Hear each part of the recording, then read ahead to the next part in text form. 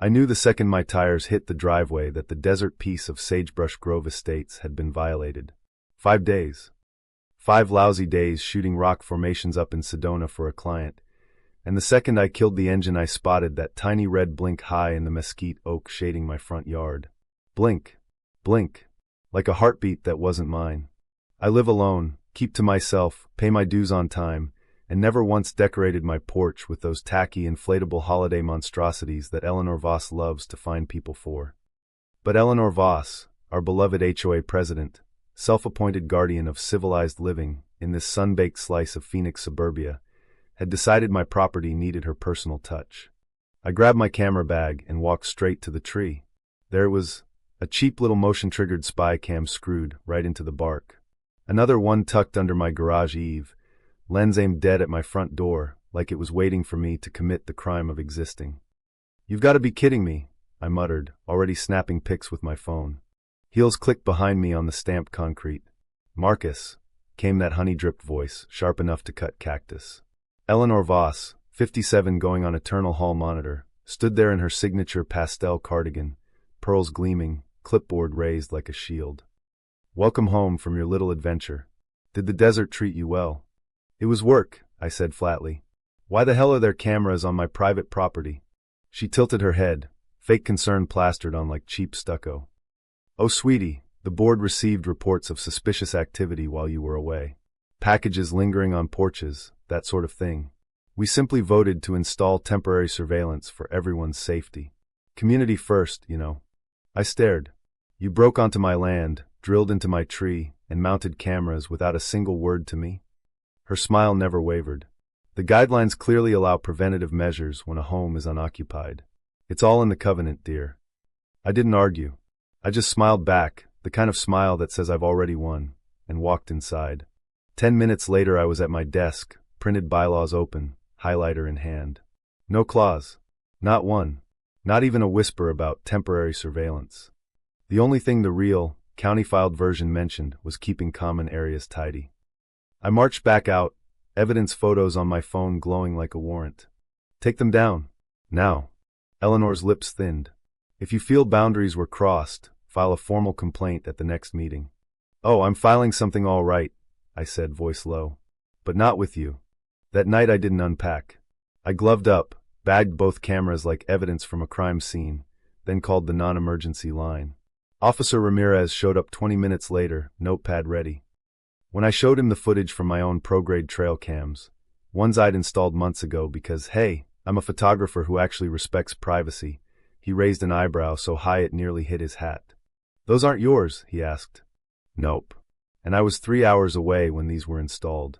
He watched Eleanor's silhouette on my screen, ladder in hand, 2 bored cronies holding flashlights while she drilled. "This is not standard procedure, Mr. Hale." By morning my lawyer buddy, Sophia, had the case. "Criminal trespass, unlawful surveillance, possible privacy violation," she said over speakerphone while I sipped coffee on the back patio. "And if those lenses caught inside your windows?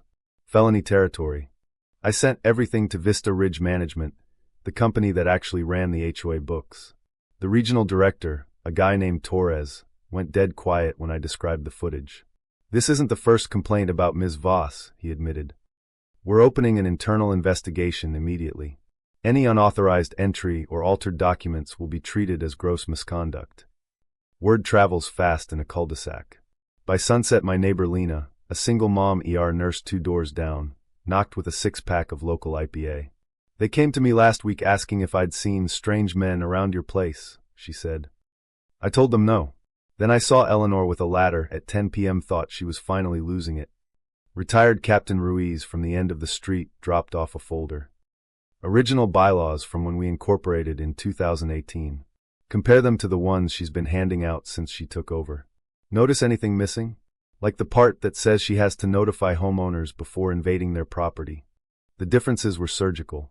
Eleanor had quietly added a temporary monitoring clause and deleted the notification requirement, then photocopied the fake version for the monthly newsletter. Forgery.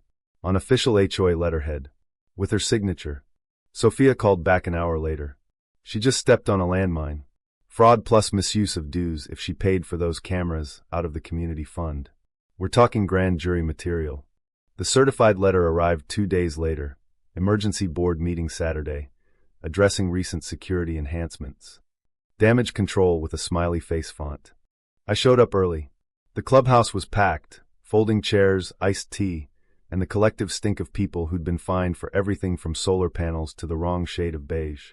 Eleanor strode in 10 minutes late, flanked by her 2 loyal lapdogs, looking like she still owned the room. "Thank you for coming," she began, voice syrupy. "There seems to be some misunderstanding about volunteer safety initiatives." I stood. Misunderstanding? I held up the real bylaws next to her forged copies on the projector I'd already hooked up. "These are the actual filed documents. Yours are fake. And here's the footage of you trespassing at night." I hit play. The room went graveyard silent except for the unmistakable sound of Eleanor whispering. "Angle it toward the windows. I want to know what this loner is hiding in there." Gasps. Then chaos. Lena stood. "You asked me to spy on him. Captain Ruiz. You changed the rules without a vote." An older woman in the back yelled, "You fined me $250 for wind chimes that were too noisy. Now you're the criminal." Eleanor's face went the color of spoiled milk.